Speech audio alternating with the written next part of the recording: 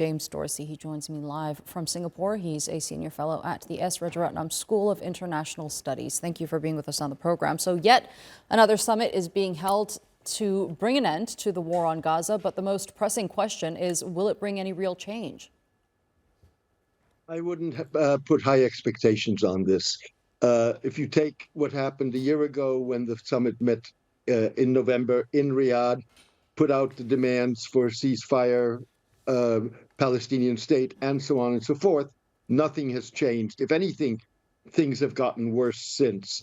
That's not the fault of the summit, but nonetheless, it shows that the summit in and of itself doesn't have a great degree of influence. I think what we really need to be looking at is two things. One is the transition period from the Biden administration to the newly elected President Trump, but also specifically this week.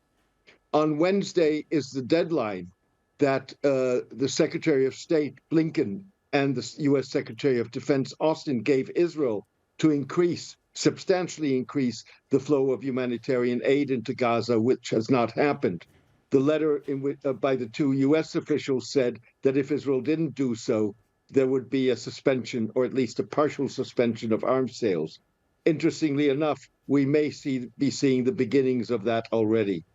Given the amount of support that the U.S. has already provided Israel on all fronts, whether it be diplomatically or through military means, do you think that they will live up to that pledge that they made, that if Israel does not allow the entry of humanitarian aid within 30 days, that they will at least partially suspend weapon aid? I don't have a crystal ball, obviously.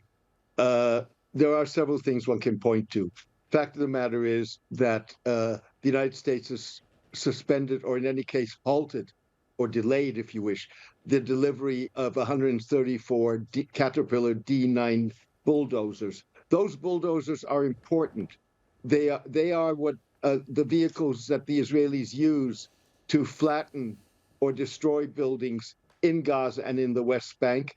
But they're also the vehicles that they use in southern Lebanon to basically flatten the area so that Hezbollah can no longer have weapons depots and other installations along the border with Israel. There's also still a halt on some 650 heavy munitions, 2,000-pound bombs. Mm-hmm. And earlier this year, the United States refused to sell to Israel Apache attack helicopters. Now, whether that's connected all to the letter and the ultimatum that starts on Wednesday, one will have to see.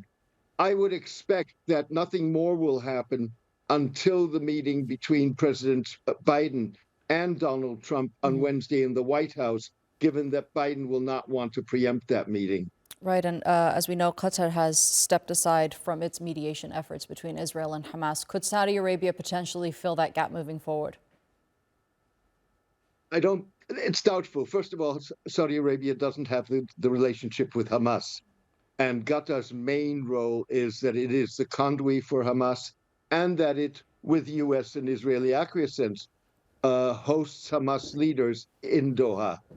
All of those are things that almost no country, maybe with the exception of Turkey and obviously Iran, could offer Hamas and serve as an alternative to Qatar.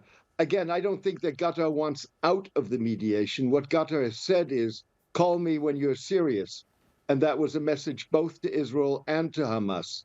And Qatar wants to protect itself from being, in a sense, for its reputation being sullied, because it has a relationship with Hamas, even though that's at the behest of the United States and with the acquiescence of Israeli Prime Minister Netanyahu.